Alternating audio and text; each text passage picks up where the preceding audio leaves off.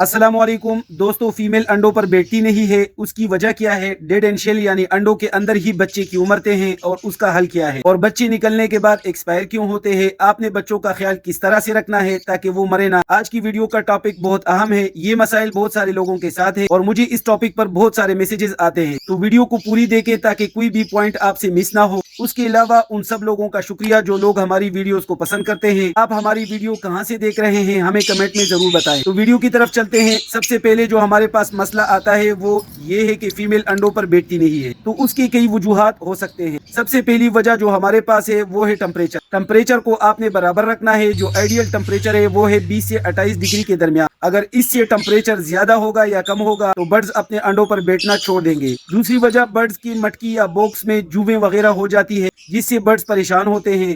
और उसके अलावा या फिर घर के बच्चे वगैरह उसको डिस्टर्ब कर रहे हैं, उसकी मटकी या बॉक्स हिल रही है, तो इस वजह से भी बर्ड्स परेशान हो जाते हैं और अंडों पर बैठना छोड़ देते हैं। बॉक्स को आप कैसे साफ कर सकते हैं आगे वीडियो में आपको बताऊंगा। और उसके बाद जो दूसरा मसला है वो डेड एंड शेल का है। डेड एंड शेल क्यों होता है? उसकी जो सबसे बड़ी वजह है वो है वेंटिलेशन। अगर आपके केज में हवा का गुजर सही तरह से है तो फिर 60 से 70% डेड एंड शेल का मसला हल हुआ। और वेंटिलेशन के साथ साथ ह्यूमिडिटी भी 40 से 60 के दरमियान होनी चाहिए। वेंटिलेशन और ह्यूमिडिटी आप एक डिवाइस के जरिए चेक कर सकते हैं जो कि आपको तस्वीर में नजर आ रही है।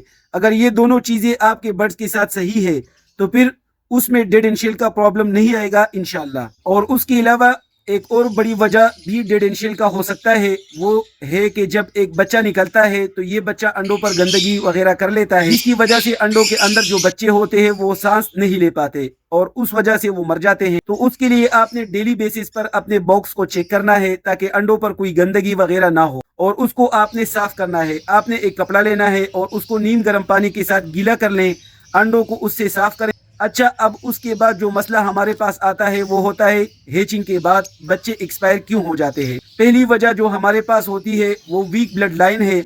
आपने कोई ऐसे बर्ड नहीं लगाने जिसकी ब्लड लाइन वीक हो। दूसरी और सबसे जो बड़ी वजह होती है वो छोटे चिक्स को मुनासिब खुराक न मिलना। हेचिंग के बाद पहले 8 दिनों तक आपने मुकम्मल नरम खुराक देना है। आपने एक ब्रेड लाजमी प्रोवाइड करना है।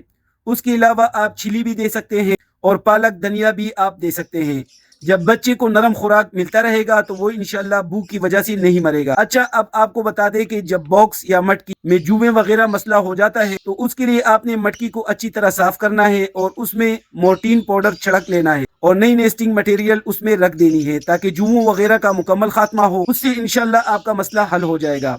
तो ये थी आज की वीडियो। उम्मीद है आपको वीडियो समझ आ गई होगी। मिलते हैं अगली वीडियो में, तब तक के लिए अल्लाह हाफिज।